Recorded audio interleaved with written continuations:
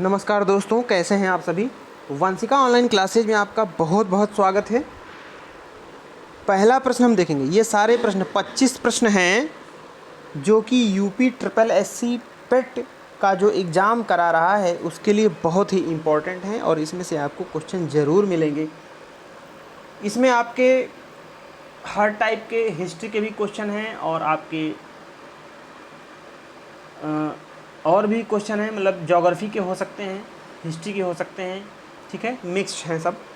किस हड़प्पा कालीन स्थल से जुताई वाले क्षेत्र के साक्ष्य और कृषि संबंधी अवशेष मिले हैं? तो इसका आंसर है कालीबंगा। कालीबंगा से जो है ये अवशेष मिले हैं। राजस्थान के हनुमानगढ़ ज़िले में, राजस्थान के हनुमानगढ़ ज़िले में ये स्थल स्थित है। और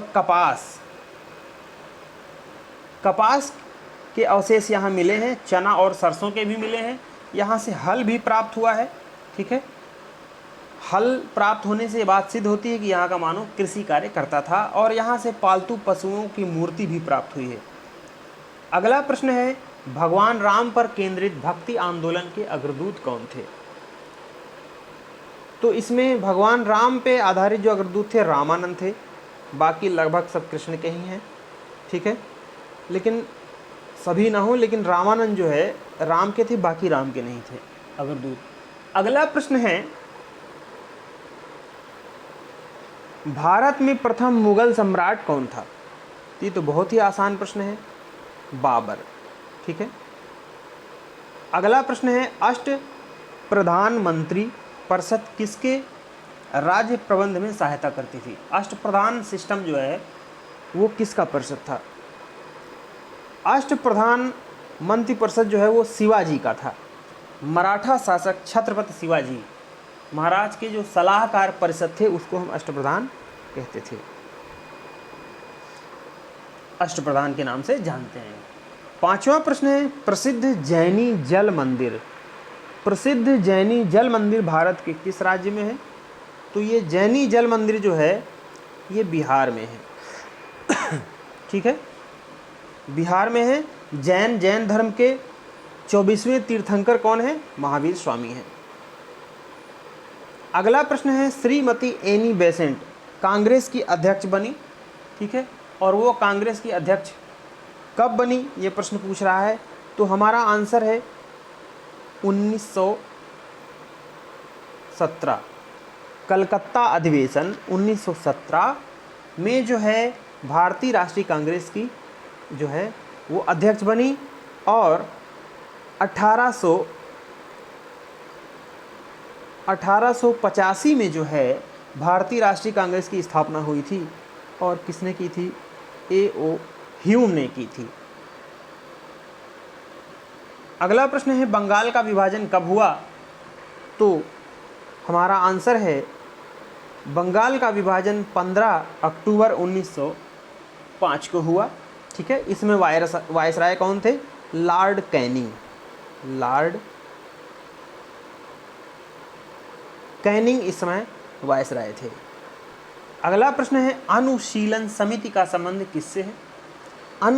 अनुशीलन समिति का संबंध किससे है बताइए? तो आंसर है आपका पी मित्रा। पी मित्रा। अनुशीलन समिति की स्थापना पी मित्रा, वारिंद्र घोष और भूपेंद्र दत्त के सहयोग से 1902 में जो है मिदनापुर पश्चिमी बंगाल में हुई थी, ठीक है। अगला प्रश्न है, भारत में गर्म दलीय आंदोलन का पिता किसे माना जाता है? तो गर्म दलीय आंदोलन का पिता जो है बाल गंगाधर तिलक को माना जाता है, ठीक है। 1907 में सूरत में जो कांग्रेस का विभाजन हुआ था गर्म और नरम दल में हुआ था। 10वां प्रश्न है, गदर पार्टी के एक प्रमुख नेता इनमें से कौन थे? तो गदर पार्टी के जो प्रमुख नेता थे कौन थे इसमें से? लाला हरदयाल सिंह, ठीक है। गदर पार्टी की स्थापना 1913 में हुई थी। 1913 में लाला हरदयाल के द्वारा सैन फ्रांसिस्को में हुई थी। अगला प्रश्न है, मानस किस नदी की सहायक नदी है? भूगोल का प्रश्न आ गया, तो इसमें आंसर है ब्रह्मपुत्र। ब्रह्मपुत्र जो है उसकी सहायक नदी है मानस नदी। ब्रह्मपुत्र नदी मानसरोवर झील तिब्बत से निकलती है। अगला प्रश्न है, उत्तर पश्चिम कौन सा पर्वत है? उत्तर पश्चिम में आपका पर्वत है अरावली। ठीक है, अरावली पर्वत की सबसे ऊंची चोटी कौन है? गुरु शिखर। अगला प्रश्न है, केंद्र सरकार द्वारा वन नीति की जो घोषणा किस वर्ष हुई थी? 1988 में। 1988 में सरकार के द्वारा, केंद्र सरकार के द्वारा जो है नई वन नीति की घोषणा हुई थी। सबसे ज़्यादा वन कहाँ है? मध्य प्रदेश में है। अगला प्रश्न, सिंह भूमि झारखंड, सिंह भूमि झारखंड किसके लिए प्रसिद्ध है? तो ये तांबे के लिए प्रसिद्ध है। ठीक है, तांबे के लिए प्रसिद्ध है। अगला प्रश्न है आपका, भारत में पहली बार जाति आधारित जनगणना कब हुई थी?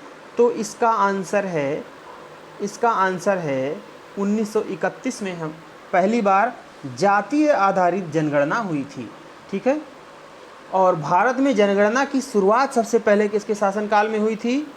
1872 में लॉर्ड मेयो के शासनकाल में हुई थी। अगला प्रश्न क्या है, भारत में राष्ट्रीय आय की जो गणना है उसका कार्य कौन करता है? केंद्रीय सांख्यिकीय संगठन के द्वारा जो है राष्ट्रीय आय की गणना की जाती है। अगला प्रश्न है, भारत में बेरोजगारी का मुख्य स्वरूप क्या है? संरचनात्मक। जो मुख्य स्वरूप है वो संरचनात्मक है। ठीक है, किसी दिन हम डिटेल में पढ़ेंगे। अगला प्रश्न है, राष्ट्रीय ग्रामीण रोजगार गारंटी योजना नरेगा ये कब स्टार्ट हुई थी? तो कोई यूपी का एग्ज़ाम है तो यूपी से रिलेटेड ज़रूर क्वेश्चन आएंगे। किसी दिन हम यूपी से रिलेटेड वीडियो बनाते हैं। तो राष्ट्रीय ग्रामीण रोजगार गारंटी योजना नरेगा ये कब शुरू हुई थी? ये शुरू हुई थी आपकी 2 फरवरी 2006। ठीक है, 2 फरवरी 2006 को। अगला प्रश्न है, भूदान आंदोलन किसके द्वारा प्रारंभ किया गया? भूदान आंदोलन जो है विनोबा भावे जी के द्वारा स्टार्ट किया गया। अगला प्रश्न है, राष्ट्रीय विकास परिषद का पदेन अध्यक्ष कौन होता है? तो इसका आंसर है प्रधानमंत्री। प्रधानमंत्री जो है राष्ट्रीय विकास परिषद का पदेन अध्यक्ष होता है। पंचवर्षीय योजनाओं का अनुमोदन जो है वो राष्ट्रीय विकास परिषद के द्वारा ही किया जाता है। अगला प्रश्न है, संविधान सभा की प्रथम बैठक कब हुई थी? तो इसका आंसर है 9 दिसंबर 1946 जो है संविधान की प्रथम बैठक हुई थी। संविधान सभा के अस्थायी अध्यक्ष कौन थे? सच्चिदानंद सिन्हा। अगला प्रश्न है, संविधान सभा में राष्ट्रगान को कब स्वीकार किया गया? बहुत इंपॉर्टेंट क्वेश्चन है। 24 जनवरी 1950 को जो है राष्ट्रगान को स्वीकार किया गया, जो कि 52 सेकंड में हम इसको गाते हैं। अगला प्रश्न है, संपत्ति के अधिकार को किस संविधान संशोधन के द्वारा हटा दिया गया? बहुत पुराना, कई बार आने वाला क्वेश्चन, बहुत इंपॉर्टेंट क्वेश्चन है। 44वें संविधान संशोधन के द्वारा 1978 में ये संशोधन हुआ। इस अधिकार के द्वारा इस कानूनी अधिकार को जो है बनाया गया। ठीक है, संपत्ति के अधिकार को हटा दिया गया। अगला प्रश्न है, राष्ट्रपति पर महाभियोग का आरोप संसद के किस सदन द्वारा लगाया जा सकता है? किसी भी सदन द्वारा। आंसर है आपका किसी भी सदन द्वारा राष्ट्रपति पर महाभियोग का आरोप लगाया जा सकता है अनुच्छेद 61 के तहत।